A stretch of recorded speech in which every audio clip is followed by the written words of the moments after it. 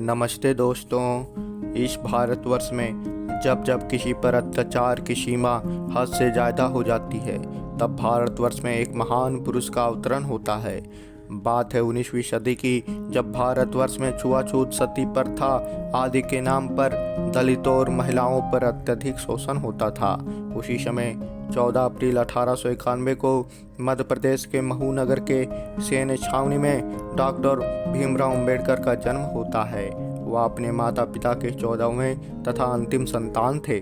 उनके पिता का नाम रामजी मालोजी सकपाल, जो ब्रिटिश सेना में सूबेदार के पोस्ट पर थे, तथा उनकी माता का नाम भीमाबाई सकपाल था। अंबेडकर जी की फैमिली महार जाति से थी, जो उस समय उनको अछूत कहा जाता था, जिसके कारण उनको कई प्रकार के सामाजिक भेदभाव का सामना करना पड़ा। दोस्तों, भीमराव के पिताजी हमेशा अपने बच्चों को पढ़ाई लिखाई करने के लिए प्रेरित करते थे। अंबेडकर जी का नामकरण पास के ही स्कूल में कर दिया गया, परंतु उस समय नीच जाति के बच्चों को कक्षा के बाहर ही बैठाया जाता था। भेदभाव की मानसिकता इतना ज़्यादा थी कि जब बच्चों को प्यास लगती तो चपरासी उनको पानी ऊपर से देता, जिसे बच्चे अपने हाथ में इकट्ठा कर पीते थे। और जिस दिन चपरासी नहीं आता था उस दिन उनको प्यासा ही रहना पड़ता था।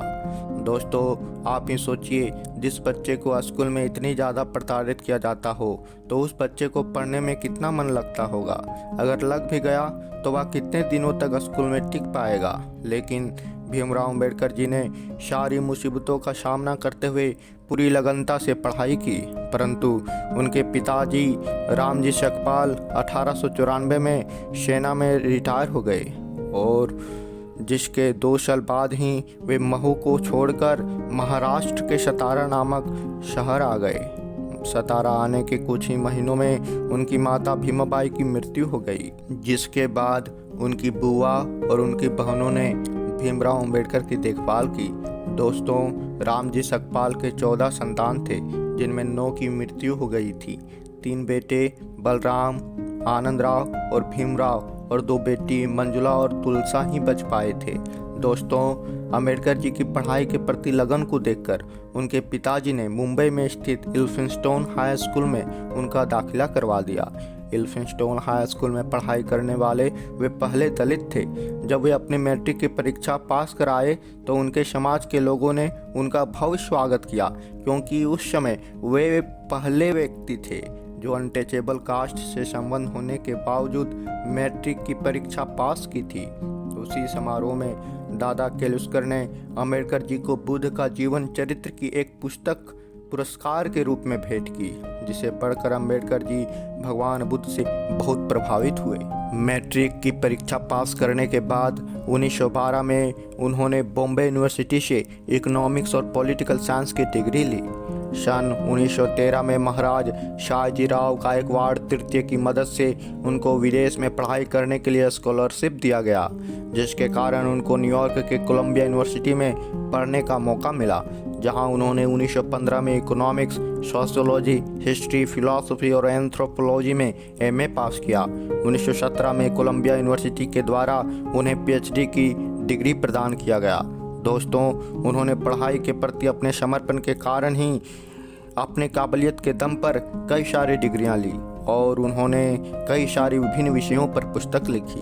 क्या आप जानते हैं कि उनके द्वारा लिखी गई पुस्तक the problem of the rupee, its origin and it's solution के द्वारा ही आरबीआई की स्थापना की गई। डॉक्टर भीमराव रामजी अंबेडकर के सामने कोई भी बड़ा से बड़ा विद्वान टिक नहीं पाते थे। उनकी अगाध ज्ञान के भंडार के कारण ही उन्हें द सिंबल ऑफ नॉलेज कहा जाता है। दोस्तों, डॉक्टर भीमराव अंबेडकर जी अपनी शिक्षा पूरी करने के बाद भारत वापस आए और दलितों तथा महिलाओं की स्वतंत्रता तथा अधिकारों के लिए काफ़ी संघर्ष की, जिनमें पूना पैक्ट काफ़ी प्रसिद्ध है। अंततः 25 नवंबर 1949 को विश्व की सबसे बड़ी लिखित संविधान को रचकर महिलाओं, दलितों तथा मानव मात्र की क्षमता, स्वतंत्रता तथा अधिकारों को सुनिश्चित कर दिए। उनका मानना था कि संवैधानिक स्वतंत्रता का कोई अर्थ नहीं है जब तक आप सामाजिक स्वतंत्रता प्राप्त नहीं कर लेते। इसीलिए हिंदू धर्म में व्याप्त छुआछूत, आदि बुराइयों से तंग आकर उन्होंने अपने लगभग 5 लाख प्रशंसकों के साथ 14 अक्टूबर 1956 को नागपुर में हिंदू धर्म त्याग कर बौद्ध धर्म अपना लिया, जो अपने आप में विश्व का सबसे बड़ा धर्मांतरण था।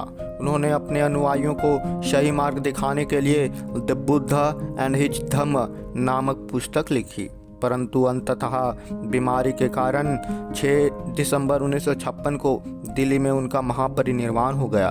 दोस्तों, जब भी भारतवर्ष में समानता, स्वतंत्रता तथा दलितोद्धारक की बात होगी तो डॉक्टर भीमराव अंबेडकर का नाम प्रमुखता से लिया जाएगा। दोस्तों, यदि आपको यह वीडियो पसंद आए तो कृपया लाइक, कमेंट एंड सब्सक्राइब अवश्य करें।